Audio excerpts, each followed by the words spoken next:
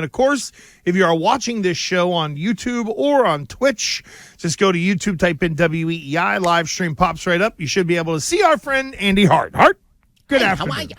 Hey, there he is. Fourier wants to know if you somehow cryptically figured out what we were going to talk about today without him telling you to be prepared for it.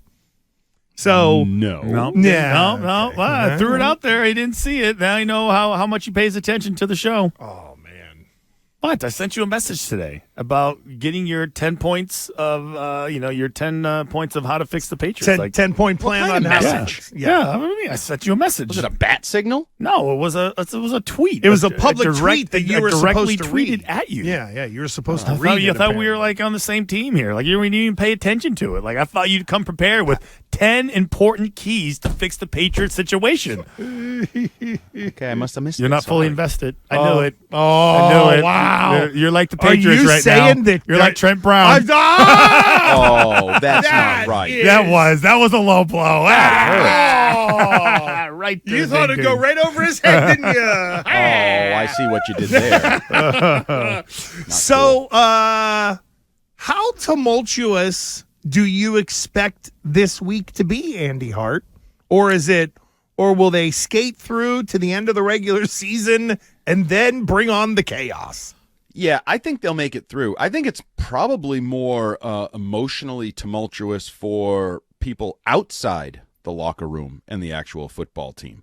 I think we're seeing media all over the place this week. Like Devin McCourty now thinks the team is getting better, and that a few weeks ago he thought Belichick should be gone, and now he should be staying.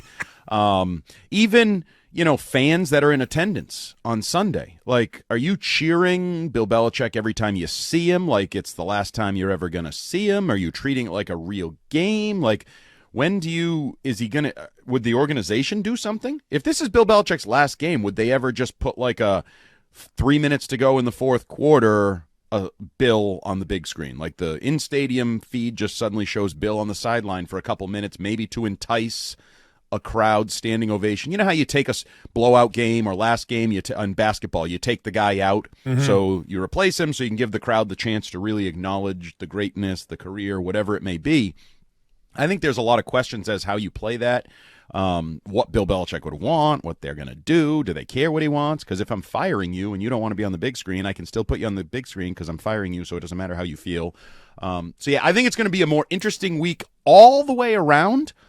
But I think the 45 guys that are on the field are going to try to win. Yeah, okay, so one of the 45 that probably won't be out there will probably be Trent Brown. And just bear with me for a second because I saw that, Belichick was asked earlier today about whether Trent Brown would practice today. And he says, quote, "Yeah, I don't think he's on the injury report." Then I see Dan Roach tweet out the who was out on the practice field and not seen during media viewing period. Miles Bryant, Trent Brown, to name a few. Yeah. Do you want to apologize? How about we go to that? If we're going to go to things in the past, do you want to apologize to me? What are you talking about? Wait. Because I asked you a question. No, I'm not going to answer the question first. You can deal with the other issues later. No, let's start with my thing what? first. Do you remember in August when you people, and yeah, I'm going to say you people, you two in my split screen, my 3-box, Go my ahead. tri-box. Go ahead. People. I already Yeah. know what you're going to say. So go ahead. You mocked me when I said I would cut Trent Brown when he was Me? holding out. Hold on, holding- no. Yeah, You need to talk to the other dude over here. I Both was of on you. your side. But I don't think you were not on my side. Absolutely. With a lot of testicular fortitude. You kind of meowed your way onto my side. No, you weren't all in. No. I said that. No, Andy, I think I remember telling you, hey, absolutely, you are on this. This is a big deal. I remember saying this is a big deal also at 12:45. I agree with you. I think this has been the most predictable thing. This has been the most predictable outcome of the offseason, like of the preseason, of camp, easily. It was Gresh who was like, "You guys are stupid. You don't know offensive line play. You don't know how valuable this guy is." It's exactly how he sounded. You remember? Well, I do. I know Gresh pushed back, but I thought you were a little bit on Gresh's side. I'm Because with I know you. a lot of people. He was- Phil Perry from NBC Sports Boston mocked me at the time when I said I would cut Trent Brown. Like a lot of people. Hart. I remember seeing Phil Perry inside the whatever where the press usually goes when we do our show out there on the balcony. Where they stole my I fan. actually gave him. I say, listen, Hart just said this. you guys got to get on board. Like, I was like, this is absolutely and now everybody's gonna on board. Now everybody's on board, including Bill Belichick, because I think we've seen the last of Trent Brown. And, it was funny because Bill was asked this morning about the offensive line. He said, like, something to the effect of, didn't really see it going this way. How could you not see it going this way? You had a terrible plan this offseason. You validated and latched onto Trent Brown. You had Riley Reif, Calvin Anderson. You had these nobodies. You were hesitant to move Mike Onwenu forever when a lot of us are like, right tackle's more important and he's proven he can play it. So maybe just move Mike Onwenu to right tackle and figure out the rest. This was exactly how I thought the house of cards on the offensive line would play out. And it has played out that way, and it has adversely affected the offense and everything that's gone into the rest of the season on that side of the ball. But no, I think Trent Brown even said it to Sophie Waller. I believe that's her name. I got that right. Yeah, that was last week. Yeah, I believe he basically said, like, I'm out in his own way. And he's been so critical, obviously, with everything on social media and the Malik Cunningham thing and just who he is. But we talked about it at the time. I thought when you latch on to guys like Jack Jones and Trent Brown, you can't be surprised later when you cut one of them and the other one is a healthy scratch benching that is going to soon follow. Like, you knew what you were getting. Yeah, I would say, to be fair to Trent Brown, is that he was playing until that ankle injury really bit him, and then it was not flying to Germany, and now it is all sort of balled up into everything. Like, the guy was out there. Now, was he out there trying to earn $6.5 million in incentives? Maybe so, but that's the way you keep that guy motivated.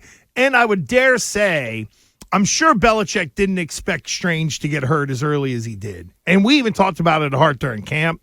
When Cole Strange went down, it felt like, maybe get whatever needs to get fixed now so you can come back during the year. And playing through it was clearly the wrong way to go. He was never right from the beginning. Part of the reason I called both cornerback and tackle, or offensive line in general, houses of cards, is that somebody always gets hurt.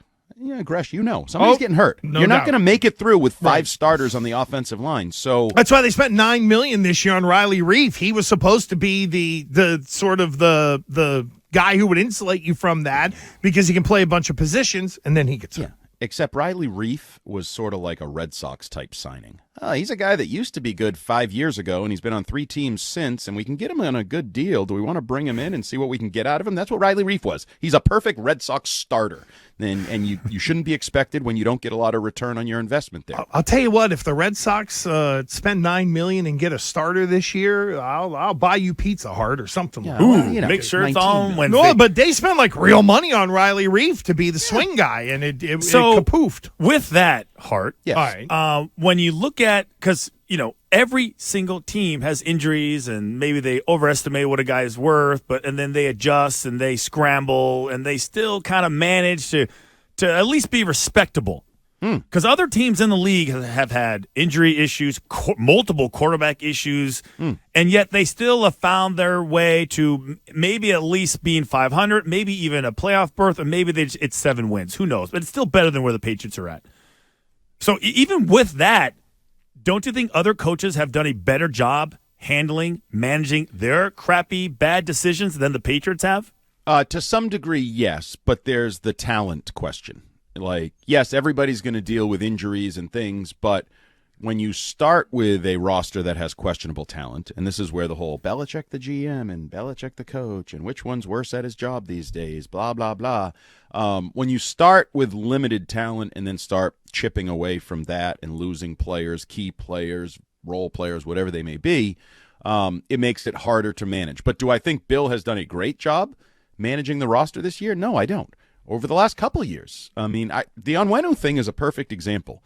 I don't know why he was so hell-bent on Mike Onwenu not going back to right tackle, where he had been as a rookie. And he talked about it. He's a guard for us. We see him as a guard, blah, blah, blah. Like, I don't know why he was so against that. I don't know if it was financial. I don't know if it was a lack of faith, that maybe he thought it was smoke and mirrors the first year in his build in our system. He's a guard, whatever. He was hesitant to do that. The quarterback position, certainly I think we can all agree he has managed poorly from basically day one. Malik Cunningham's a wide receiver.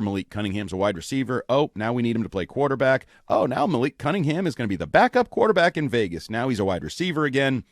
We cut everybody. We jerked Mac around. And then the best one, I guess, is Zappy. I mean, I think people kind of like Zappy now as maybe a bridge quarterback, compete for a backup job guy. So the management of the quarterback position, which, remember, Bill O'Brien put on Robert Kraft and Bill Belichick. He made sure we knew it wasn't on him, right? He talked about there's a structure here. There's a power structure, and it's Robert Kraft, Bill Belichick. Then the rest of us just kind of get in where we fit in down here. So, no, I don't think he's done a great job managing the talent that he even has. Andy Hart at WEEI.com. You can read him there. He is with us on the Harbor One Hotline. You could also check out his purdy face on Zoom as he joins us on that platform as well. That Brown Bears visor? Yeah, URI another one. Guy? Oh, God. Would you get a whole sack of them for crying out loud? I have 3 of them plus a beanie.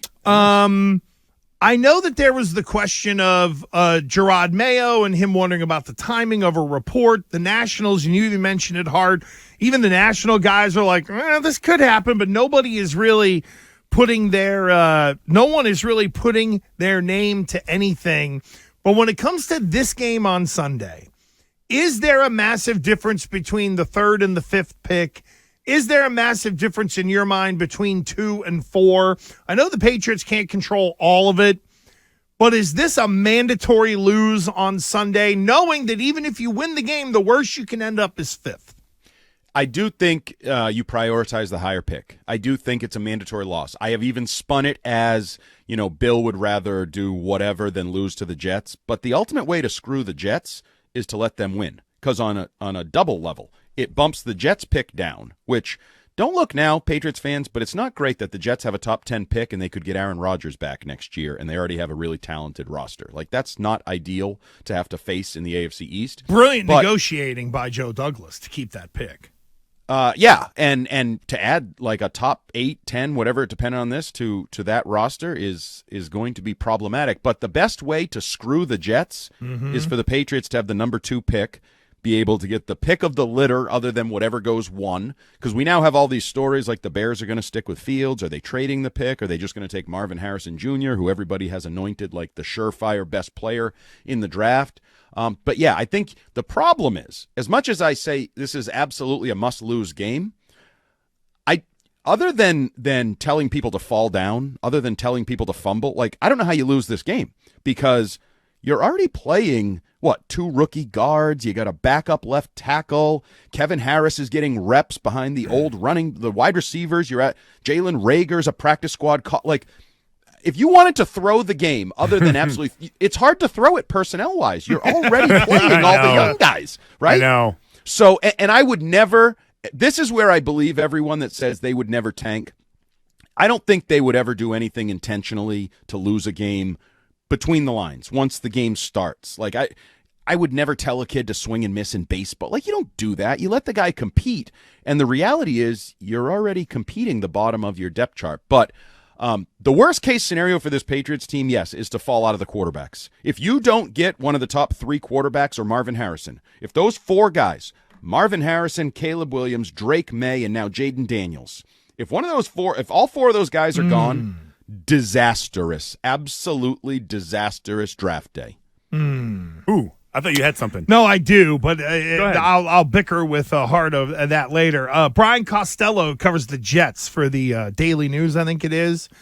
Zach Wilson has not cleared protocol, will not play on Sunday, so it is Bailey Zappi against Trevor Siemian. Your thoughts? I don't think that's a great matchup, and as much as I like what I've seen at times from Bailey Zappi, can we agree that Bailey Zappi has made things interesting at the very least? Like some for a short term. Yeah, but he also is just as likely to turn the ball over as he is to make a play. He's got that gunslinger mentality. I would argue without some of the gunslinger ability. Usually a gunslinger has a cannon, don't they? Yeah. They're a gunslinger because they have too much confidence in their arm. I would never use gunslinger and Bailey Zappi in the same sentence. But that's his mentality. Even if he was hunting.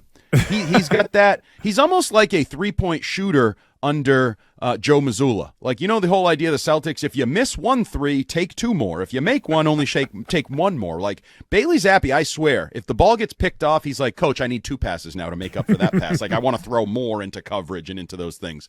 So that's Bailey Zappi, could he turn? I mean, he turned the ball over, what? The first play of each of the last 2 games, the first play of the second half against the Chiefs. Like, he personally derails entire halves of football with just his looseness with the football, although don't tell Pro Football Focus that, because apparently I knew it was coming. I mean, he had no turnover-worthy plays in a game in which he threw 3 interceptions. How is that effing possible, PFF? I know. How is that effing possible? It is, and it's not like, so I would say there are some situations where a quarterback throws the ball to the receiver is squared up, it goes right through his hands. And, yeah, okay, like we saw with Tony, the Patrick Mahomes, Kadarius Toney pick. Yeah. He's crossing, Mahomes hits him, but I'm sorry. He threw a ball late into coverage against Mike Gesicki. That's an interception. That's on him. Does he just believe you throw slants no matter what, even if the corner is jumping the slant like you've never seen before? I mean, the only one that I can give him a little bit of an out on is the Jalen Reagor. They weren't on the same page. He threw it to a spot on a hot read, and Jalen Reagor's like, wait, we have hot reads around here, and he's just running down the field. But that was the ridiculous, because I call him the Otis Smith, and I hope Otis Smith's not listening because I found him a little bit intimidating back in the day. But I used to say Otis Smith was a playmaker. He made plays for both teams. He would pick off a pass and then get beat by 5 yards. And I think Bailey Zappi is the same thing. He makes plays for both teams. I really do. Hey, how come you guys haven't asked me about the column I just posted? I'm going to push everybody. Go ahead, push it. WEEI. Go ahead. So I have decided fully and wholly, I am all in. Jerod Mayo should be the next coach of the New England Patriots, and it should be next week. I bought his. I don't know if you guys watched the totality of his Zoom yesterday. I thought it was a job interview. I thought he was putting it out there for Robert Kraft and any other owner that might be hiring that I am not Bill Belichick's right-hand man. I am not a product of Bill Belichick. I am so different than Bill Belichick. He said he coaches out of love first and then competency. He talked about diversity of thought and generational diversity and a psychological safe space where opinions are. I bought it all. Christian, you can roll your eyes because you're old school. You're from the old school Patriot way. I'm not. Hart, I'm going modern, baby. I'm buying new age stuff. I watched Mike McDaniel. I am all in on Jerod Mayo. Oh, so we're gonna Mayo wear in 24. Are we going to wear the little joggers or the capri pants and run away from the reporter at the halftime interview? Are we doing that? I'm not saying there's a space for that, but it doesn't work. Wait, you don't Andy want to Hart now? Work. Now Andy Hart wants to have powwows where we all sit crisscross applesauce. Where's wrong with him? Where's the real Andy Hart? Yeah, right. It's time for a change. And just coincidentally that you bring that up, change. I did get joggers for Christmas that I wore yesterday. I wear them all the time. So I don't understand why you're mocking joggers. You don't have to pull because them up that's one the leg Mike style. McDaniel way. He's not. Here's the beauty of Mike McDaniel is that he really is that odd. He's an oddball. Well, Fourier didn't know they made him an extra small. Oh, that's not nice. I have nothing to do with this, Andy Hart. Nice. Zero. Hey, the truth is never mean. I'm not that small, though. That is I'm true. an average size American, 5'9". Google it. 5'9" is an average American. We're the extreme. What do you got? His Timberlands on? 5'9", and on a good day, 5'8", I'm 5'7". But no, I'm all in on Mayo. All right. I wrote the column, and I'm not just playing shock jock contrarian thing. I think he's the perfect guy to follow Bill Belichick. I think he's the perfect guy to draft a Everybody quarterback. gets a hug. Mold a quarterback. That's the world we live in. As he said, when he came into the league, you didn't ask why. You did what the coach told you. Now players ask why. They want to know why. You know who wanted to know why? Mac Jones. You know who Bill Belichick ruined? Mac Jones. How about we don't ruin the next guy? How about we don't ruin Drake May? How about we don't ruin Jaden Daniels? How about we give Jerod Mayo the job? Because the other thing here is it's very circa 1997. Remember when Robert Kraft wanted to go with his gut? He wanted to hire Bill Belichick, but he said, no, I can't have anything with ties to the tuna. Parcells was toxic. I gotta hire Pete Carroll. 3 years later, he did what he should have done 3 years earlier, and he hired Bill Belichick. Don't blow it this time. Robert Kraft, your gut told you to hire Jerod Mayo. Hire Jerod Mayo. The man is ready now. He's the modern coach to take the Patriots into the modern era. Oh, boy. Andy Hart, by the way, will be leading the Hug Brigade, I'm sure. I'm not a hugger. Well, listen, you're changing your ways. You can love without hugging. You got sucked into the Jerod Mayo vortex of Well, Christian, I very much value your opinion. Before we here. go on, everybody, Before we how go- is let me just take the temperature of the room. I'm going to start left to right. Everyone No. say how you're feeling. Hold up your paddle. Happy face or unhappy face. Everybody's got a paddle. Diversity. Oh, I'm sad. What is your emoji? Diversity of thought doesn't mean you can't tell somebody their idea is dumb. That's actually the most diverse of thoughts. If your idea is dumb, I tell you. How many emojis do we have? I don't care. if One the way or I'm being two. We treated. got right in the middle here. I don't We care got the way I'm we being got this treated. one out. There's that. This is All right. not the way I think you this treat is a one of your coworker. best performances. Oh, this is not the Easily way one you of your treat best. it. This is crazy. Listen, who you morphed into? You know what it is? You put on that brown hat, and now your That's what it mind's is. getting warped. Ooh, that's a good point. You are Yeah, definitely. What has happened with you? Ivy League Andy. Yeah, are they going Yeah, to fire right. your president also? What's going on there? That's diversity of thought too. You got to be academically open. We got to let him Hey, go. Andy, before you leave, We because got- this is part of Big Deal, No Big Deal. And Aaron Rodgers versus Jimmy Kimmel. Who wins in a fight? Oh, Aaron Rodgers. Okay. And I'm rooting for Aaron Rodgers. I don't know about you guys. I like this Aaron Rodgers that pokes people, pushes buttons. So do I.